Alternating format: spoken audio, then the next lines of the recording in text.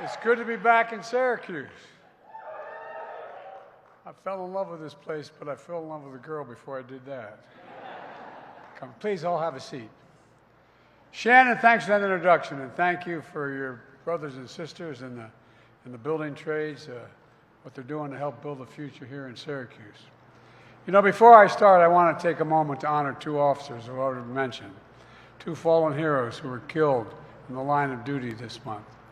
Lieutenant Michael Hosick and County Sheriff Department, and Syracuse Police Officer Michael Jensen. We pray for their loved ones whose hearts have been broken. You know, every time a police officer puts on that shield every morning, their husband or wife, whatever it is, or child, worries about will they get that phone call? Will they get that phone call? I got one of those phone calls in a different circumstance. Find out you've lost part of your soul, lost part of your heart. For the entire Syracuse community is grieving, and we're grieving with you. You know, to the men and women in law enforcement here and across the country, you represent the best of us, you really do. It's one of the toughest jobs in America, one of the toughest jobs. And to the families, who I hope to get to meet shortly, I say my heart goes out to you. Thank you, and God bless you all. Folks, I want to thank Governor Hochul for having us here today and for her partnership. And thanks to Chuck Schumer, a relentless advocate for this project we're here to talk about today. County Executive Man, it's good to be back in a place that meant so much to me in my life. I also want to thank Governor Little of Idaho and Boise Mayor McLean for joining us. Micron CEO Sanjay, thank you for your leadership and investment in America. We try to entice you a little bit with a couple hundred, billions of dollars, but you can. And it seemed to work. And all the union leaders here, including Randy Weingarten, American Federation of Teachers, thank you for showing the world that we can do big things again in America. And all folks all over the years, I've asked business leaders like Sanjay, because the other team kept criticizing me for wanting to make these investments, things like the infrastructure bill, which is over $1 trillion. And we're going to we have an infrastructure decade coming. Last guy had infrastructure week and never showed up. But I asked him, I was told that, this is government intervention. I said, sure in hell is. I ask every business leader I know, not a joke. When the federal government makes a multi-billion-dollar investment in something, does that encourage you or discourage you from getting engaged? Well, guess what? Every single solitary leader said overwhelmingly, yes, it encourages them to get engaged. And so that's why we're here today. During the pandemic, folks, everyone learned about supply chains. You may remember we had a global shortage of semiconductors, smaller than the tip of your finger, and now it's even smaller than that. That would help power everything in our lives, from smartphones to cars to dishwashers, satellites. We invented those chips here in America. We invented them. We made them move. We modernized them. But over time, we used to have 40% of this market. And over time, we stopped making them. So when the pandemic shut down chip factories overseas, prices of everything went up. Here at home, that semiconductor shortage drove 1/3 of the surge in inflation in 2021, caused long wait lines of all kinds of products. Folks, I determined that I'm never going to let us be vulnerable to wait lines again. If it's essential, we're going to make it here in America. And together,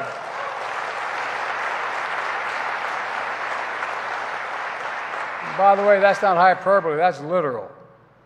Together with Schumer leader and I, we took action to make sure these chips were made in America again, creating tens of thousands, and I mean tens of thousands of good-paying jobs, bringing prices down for everyone.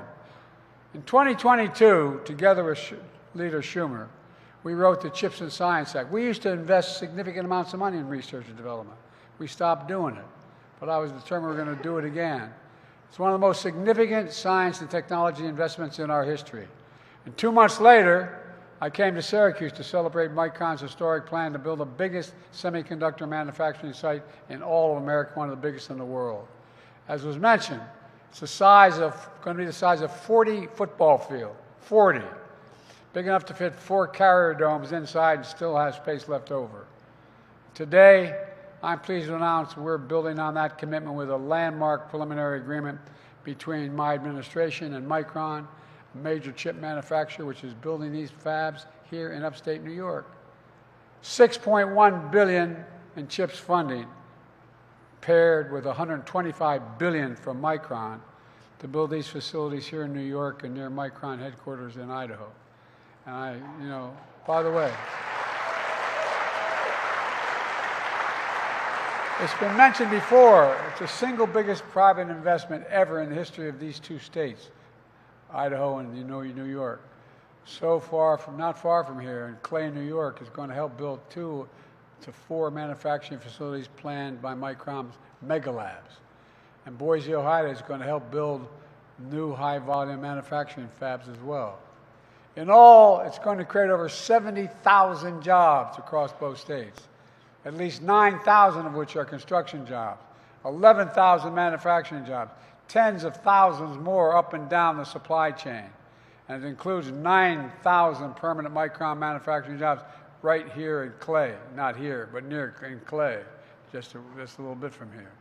Many of them paying, catch this, $100,000 a year. And it doesn't require a college degree.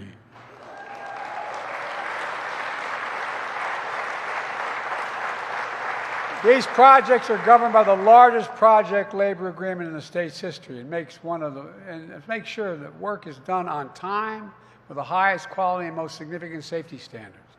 And I'm pleased that Micron is planning to sit down with unions to discuss labor peace. Look, that's not all.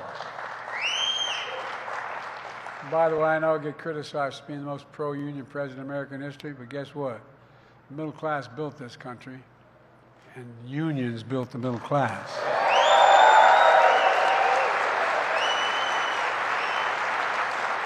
These brand new facilities are going to produce the most sophisticated, powerful, leading-edge memory chips in the entire world.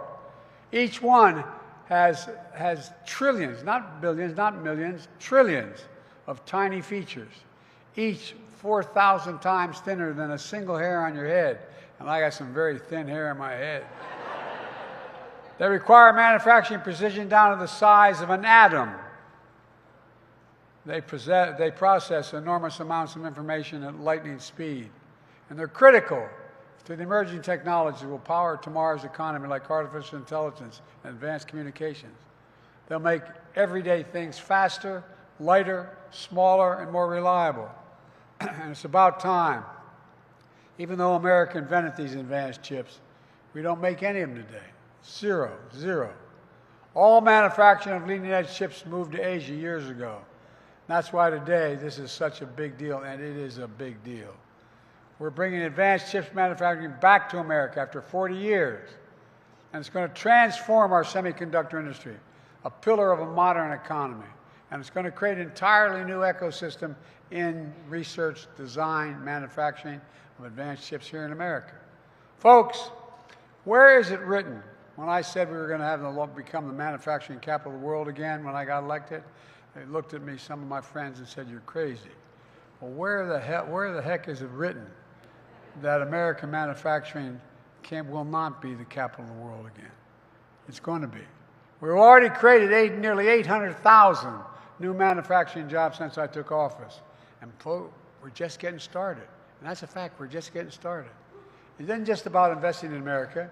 It's about investing in the American people as well.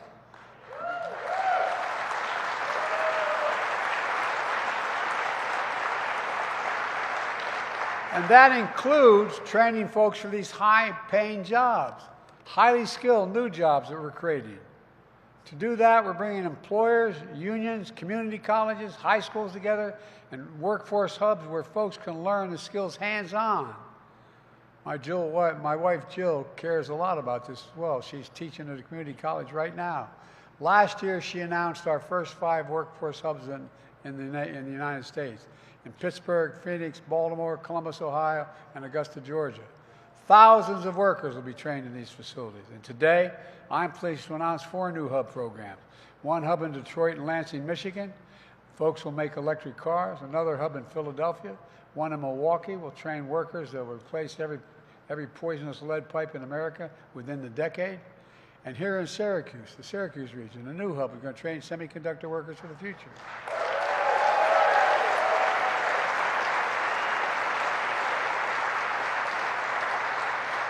And I know that Micron is also partnering with the American Federation of Teachers to develop technology curriculum for high schools in New York State.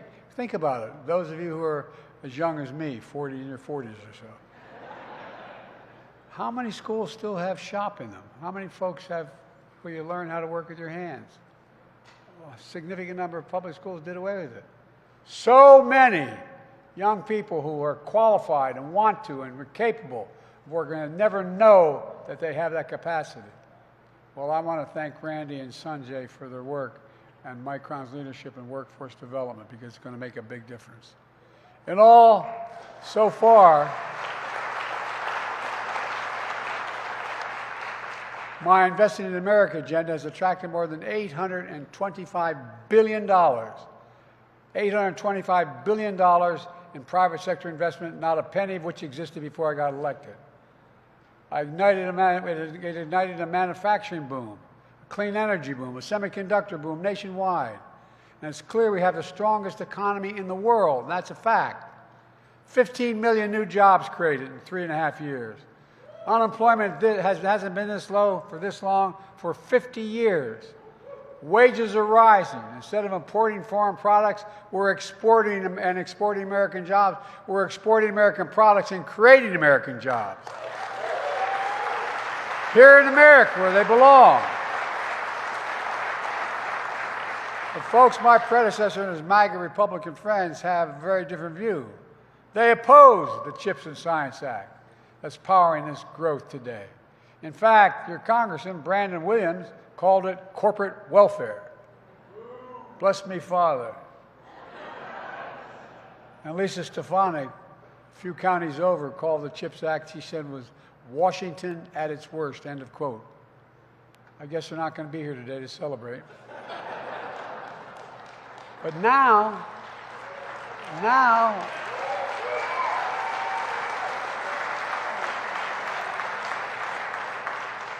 conversion is wonderful, isn't it? Now they've seen the massive surge in investment in jobs that we mobilized. And they're singing a different tune now. Now they say this is critical. You got that? Stefanik said this is critical.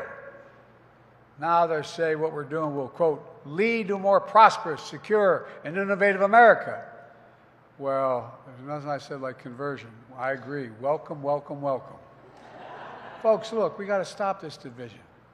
I promise to be president for all of America, whether you voted for me or not. Today's investment helps Americans everywhere, in red states and blue states, and proof that we leave no one behind. Of the infrastructure jobs and proposals, we have more of them in red states than in blue states. It's about America. Let me close with this. The past few years, I've talked to folks all across America, in their communities and at their kitchen tables. They often tell me back in 2020, they were down. They lost their business. How many did you know somebody worked to carry another facility and a whole generation that worked there? And you're sitting there as a parent, and your mom and the kid that comes home, well-educated, says, I can't live here anymore. There's no job for me. I got to move. I got to move. They lost faith. Syracuse is a good example. For decades, it was a manufacturing boom town, full of good-paying jobs and a solid path to the middle class. I know. I lived here. I went to law school here. I married a wonderful woman from Lake Skaneateles that's why I came to Syracuse Law School. I felt it. But over the years, trickle-down economics swept it all away. Under my predecessor, manufacturers left. Factories like BCS Automotive over in Auburn, where her family lived, shut down. 22,000 local jobs disappeared in the Syracuse region. That's the story seen in community after community nationwide. Hollowed out, robbed of hope, but not on my watch, thanks to investing we're making in America and the partnerships we formed. American manufacturing is back. New factories are going up all across the country. And communities like Syracuse are writing the great American comeback story. That's what it is, a comeback story, creating new jobs, new businesses, new hope. Today, folks, when folks see shovels in the ground in these projects, people going back to work, hope they feel the pride that I feel. Pride in their hometowns, making a comeback. Pride in America. Pride in knowing we can get big things done when we work together. That's why I've never been more optimistic about this nation's future. We just have to remember who we are, for God's sake. We're the United States of America, and there's nothing beyond our capacity to get done when we work together. God bless you all, and may God protect our troops. This is a big deal day. Congratulations, Syracuse. Congratulations. Thank you. Thank you.